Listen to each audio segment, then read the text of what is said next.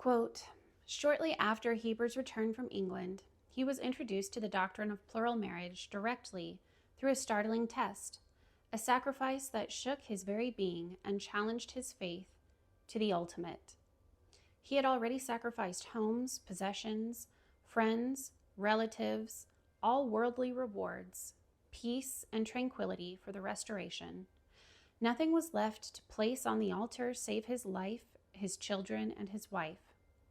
Then came the Abrahamic test. Joseph demanded for himself what to Heber was unthinkable, his Villette. Totally crushed spiritually and emotionally, Heber touched neither food nor water for 3 days and 3 nights and continually sought confirmation and comfort from God.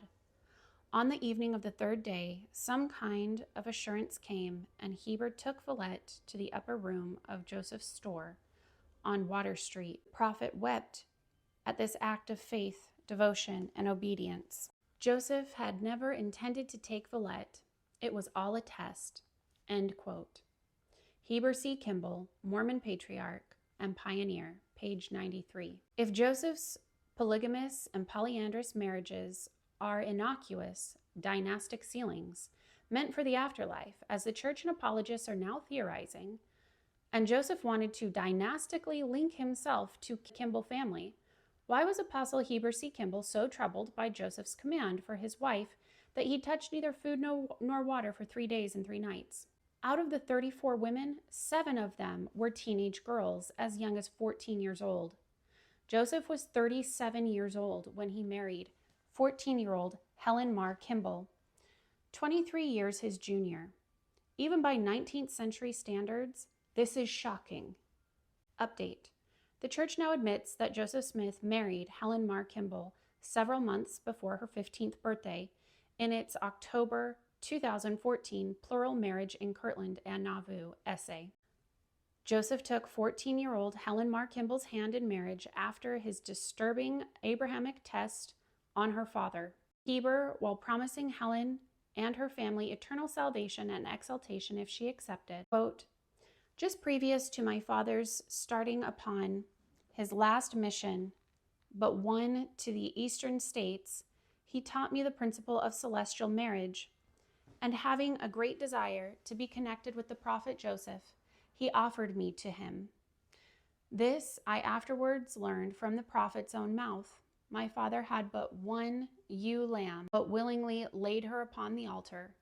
How cruel this seemed to the mother whose heartstrings were already stretched until they were ready to snap asunder. For he had taken Sarah Noon to wife, and she thought she had made sufficient sacrifice.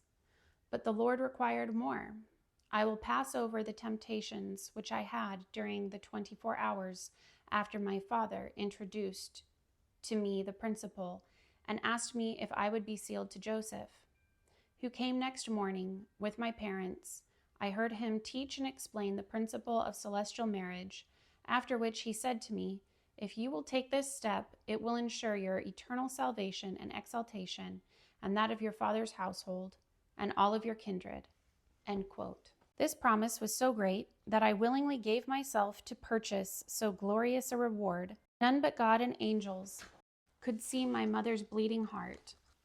When Joseph asked her if she was willing, she replied, if Helen is willing, I have nothing more to say. She had witnessed the sufferings of others who were older and who better understood the step they were taking, and to see her child, who had scarcely seen her 15th summer, following in this same thorny path.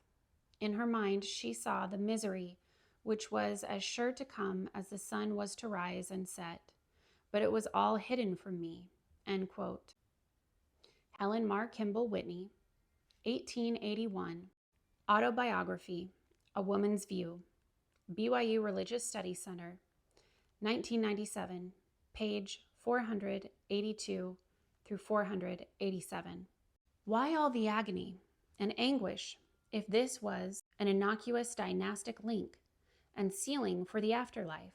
Why did it seem cruel to Villette, whose heartstrings were already stretched? Among the women and girls was a mother-daughter set and 3 sister sets. Several of these girls included Joseph's own foster daughters who lived and worked in the Smith home: the Lawrence sisters, Partridge sisters, Lucy Walker. If some of these marriages were non-sexual, dynastic, eternal sealings only, as theorized by the church and apologists, why would Joseph need to be sealed to a mother and daughter set? The mother would be sealed to the daughter and would become part of Joseph's afterlife family through the sealing to her mother. Further, Joseph died without being sealed to his children or to his parents.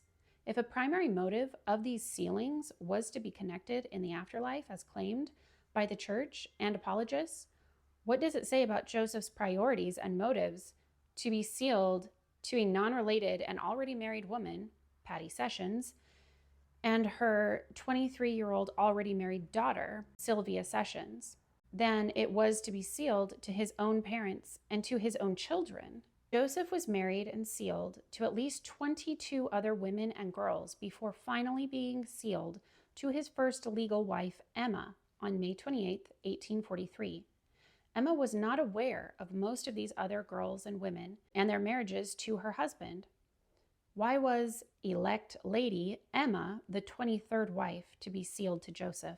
Some of the marriages to these women included promises by Joseph for eternal life to the girls and their families, or threats that he, Joseph, was going to be slain by an angel with a drawn sword if the girls didn't marry him. I have a problem with this. This is Warren Jeff's territory. This is not the Joseph Smith I grew up learning about in the church and having a testimony of. This is not the Joseph Smith to whom I sang Praise to the Man, or taught others about for 2 years in the mission field. Many members do not realize that there is a set of very specific and bizarre rules outlined in Doctrine and Covenants, section 132, still in LDS canon, despite President Hinckley publicly stating that polygamy is not doctrinal, on how polygamy is to be practiced. It is the kind of revelation you would expect from the likes of Warren Jeffs to his FLDS followers. The only form of polygamy permitted by D&C 132 is a union with a virgin, after first giving the opportunity to the first wife to consent to the marriage. If the first wife doesn't consent, the husband is exempt and may still take an additional wife, but the first wife must at least have the opportunity to consent. In case the first wife doesn't consent, she will be destroyed. Also, the new wife must be a virgin before the marriage and be completely monogamous after the marriage, or she will be destroyed. D&C 132, verse 41 and 63. It is interesting that the only prerequisite that is mentioned for the man is that he must desire another wife. Quote, if any man espouse a virgin and desire to espouse another, end quote. It does not say that the man must get a specific revelation from the living prophet, although many members today assume that this is how polygamy was practiced. In D&C 132 is unequivocal on the point that polygamy is permitted only to, quote, to multiply and replenish the earth, end quote, and, quote, bear the souls of men, end quote. This would be consistent with the Book of Mormon prohibition on polygamy, except in the case where God commands it to, quote, raise up seed, end quote. Again, contrary to